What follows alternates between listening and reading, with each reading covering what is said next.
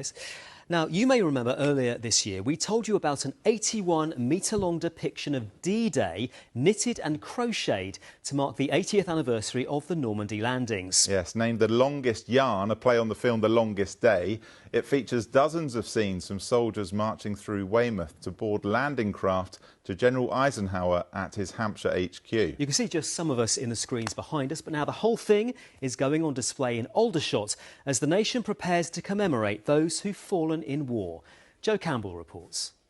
For the longest yarn, this has been a long journey. Far grander churches than this had wanted to play host to it at this symbolic time of year. But for its originator, well, there was only one place it could be. When Aldershot said that they wanted it, I'm afraid I decided that the British Army needed it more than a cathedral. Because it needed to come home to the spiritual home of the British Army, in my opinion. After all its travels, not surprisingly, a few last-minute repairs were needed. So it's made the journey all right, it's just that obviously it's not... It's fallen over. But this scene depicting French civilians awaiting news of the invasion was in safe hands with Jackie from just down the road in Farnborough. Well, I know how much work's gone into it because I did one of the panels, so I do know how much work's gone into all of them. Everybody's worked really, really hard. It's amazing to see it. The Garrison Church has only just finished the biggest restoration in its history. We're always interested in how our young people are taught and the values that they have.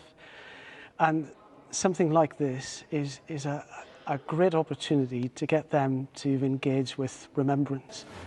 And for these young soldiers, it had struck a chord. They got away from their family at a young age, and I know that's hard as a young person like me, saying goodbye to my mum and dad for a long time.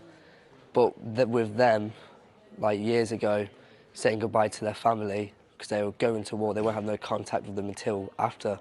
I think it's a great time, this happening, because it obviously is something really big, and it takes pride to actually be a part of this and actually setting up something that means something to us as well. The longest yarn opens to the public here at the Garrison Church on Friday and will be here throughout the remembrance period up until the 18th of November.